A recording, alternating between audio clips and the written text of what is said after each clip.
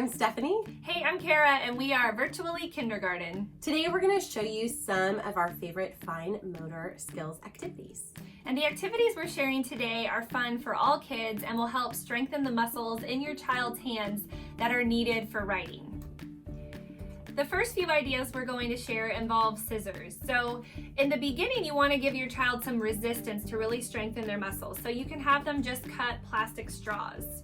You can also use Play-Doh and have them either roll like a Play-Doh snake and cut that, or you may have this if you have Play-Doh tools, the extruders, the things that push the Play-Doh out, that actually is helpful for fine motor skills too, so they could push the Play-Doh out and then use scissors to cut it into chunks. And if you want a little more of a challenge, we're going to link some printables below of some different shaped lines that your child can use scissors to cut along the design. And if you want to make it a little extra fun, you can put it on some bright paper when you print it out. Our next set of activities include using tongs, and you could get a fun pair of tongs like these, or you could just use the ones you have in your own kitchen. So an idea is just to take the pom-poms that we're going to use today, put them in a container or a bowl. They'll use the tongs to take them out, and they could just kind of sort them by color.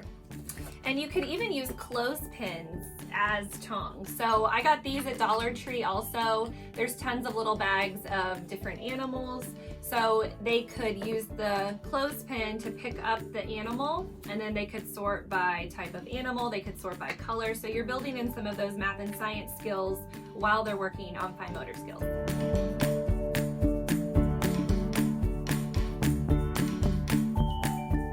The next few activities include using things like putty or slime.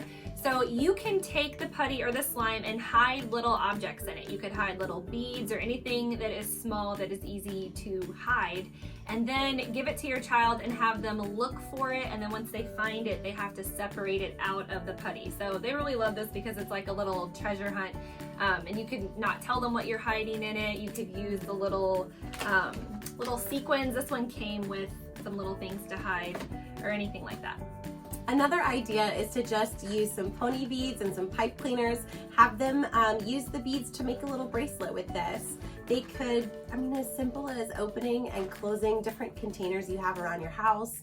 If you even have some nuts and bolts maybe in the garage, that would be a great activity for them to practice putting them on and taking them off.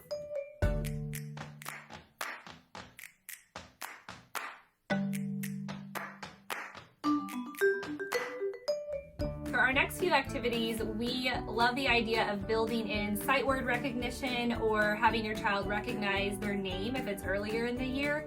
So for this, you can just write their name or the sight word really big on a piece of paper, or you could type it out in Microsoft Word and print it out.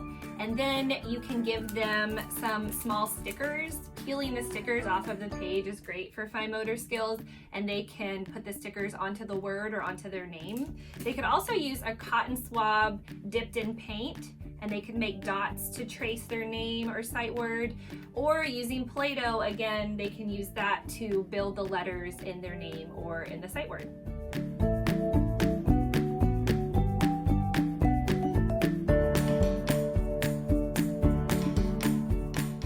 So the last activity we want to tell you about is a fun one. It's making a munchy mouth character. So for this, you'll need a tennis ball, some googly eyes. You're gonna take the ball and you're gonna cut a little slit in it for a mouth so that when your child squeezes it, it'll open and close the mouth. And what you're gonna do for this is they're just gonna kind of feed the character. They could feed them like the pony beads we talked about earlier, little marbles, dice, anything like that that they can fit inside. And another way you can use this is to incorporate math. Maybe have a dice, roll the dice, whatever number it lands on, that's how many items they'll put inside their little character's mouth. So if they roll a 4, they'll pick up 4 beads and put 4 inside of it. There are so many fun ways out there for building fine motor skills, but these were just some of our favorites. If there is something your child really loves, share with us in the comments below. Thanks for watching. Bye.